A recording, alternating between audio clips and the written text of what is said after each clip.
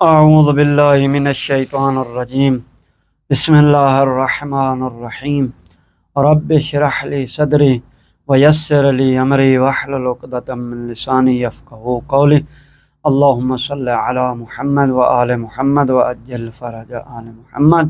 یہ اسی آیت 55 کا ادامہ ہے، اس کی تیسری حدیث آج ہم بیان کر رہے ہیں آپ لوگوں کے سامنے، کہ اس کے بعد انشاءاللہ ہم آگے آیت نمبر 56 کو بیان کریں گے اور اس کا بھی کچھ حصہ آپ لوگوں کی خدمت میں پیش کریں گے۔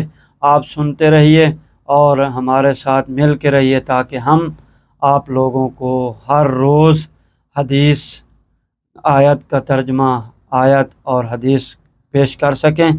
تو یہ حدیث جو ہے اسبغ ابن نباتہ نے امیر المومنین علی بن ابی طالب سے نقل کیا کہ آپ علیہ السلام نے ابن القوا سے جو کلام فرمایا اس میں یوں پایا گیا ہے کہ آپ علیہ السلام سے ابن القوا نے عرض کیا کہ کیا میں آپ علیہ السلام سے اس چیز کے بارے میں سوال کروں جو آپ علیہ السلام کے بارے میں مشہور ہے؟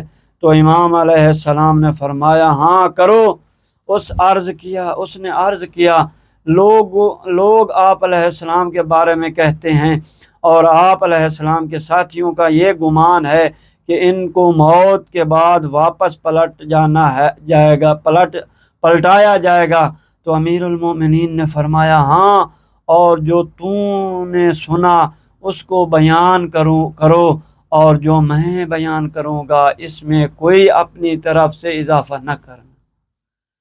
اس نے عرض کیا کہ میں وہ بیان کرتا ہوں جو تم لوگوں نے کہا ہے۔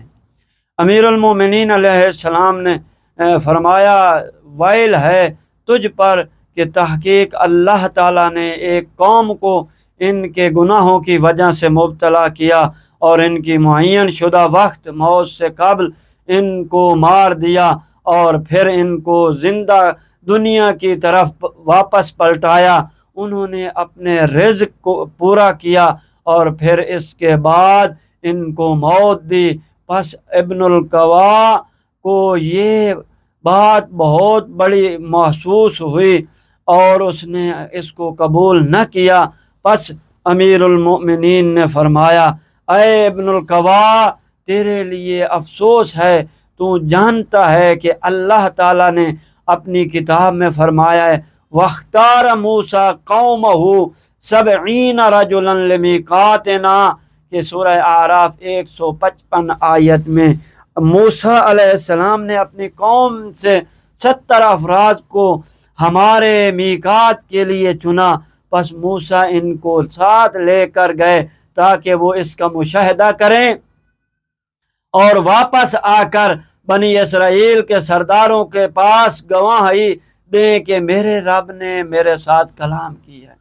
پس اگر وہ سلامت رہتے تو وہ اس کو سن کر اس کی تصدیق کریں گے اور یہ ان کے لیے خیر و بہتر تھا۔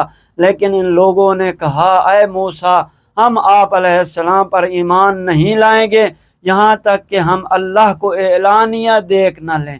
تو اللہ تعالیٰ نے فرمایا فَأَخَذَتْكُمُ الصَّاعِقَةُ، یعنی ان کو موت آئے گی تو اور تم دیکھ رہے تھے کہ پھر ہم نے تمہارے موت کے بعد تمہیں دوبارہ زندہ کیا تاکہ تم شکر گزار بن جاؤ۔ اے ابن القوا، کیا تو نے نہیں دیکھا کہ وہ لوگ زندہ ہونے کے بعد اپنے اپنے گھروں کو واپس نہیں گئے تھے؟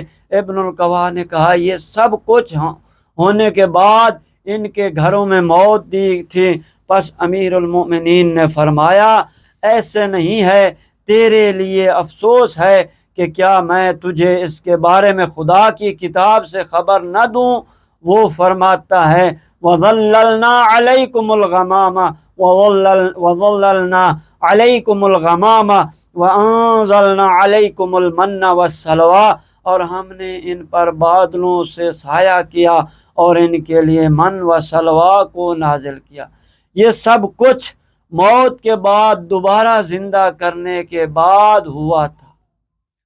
تو یہ آیت قرآن مجید ہے کہ وَظَلَّلْنَا عَلَيْكُمُ الْغَمَامَ وَأَنزَلْنَا عَلَيْكُمُ الْمَنَّ وَالسَّلْوَىٰ كُلُوا مِن طَيِّبَاتِ مَا رَزَقْنَاكُمْ وَمَا ظَلَمُونَا وَلَٰكِن كَانُوا أَنفُسَهُمْ يَظْلِمُونَ۔ تو یہ آیت نمبر جو ہے 57 ہے، اس میں ہم ترجمہ کرتے ہیں، اور ہم نے تم پر بادلوں سے سایہ کیا اور ہم نے تمہارے لیے من و سلوات نازل کیا، جو آپ پاک و پاکیزہ ہم نے تمہیں رزق دیا ہے، اس سے کھاؤ، اور تم ہم پر ظلم نہیں کرتے لیکن تم اپنے اوپر ظلم کرنے والے ہو۔ تو ہم انشاءاللہ اس کا من و سلوا کے نازل ہونے کا بیان آنے والی ویڈیو میں بیان کریں گے۔ والسلام ورحمۃ اللہ وبرکاتہ۔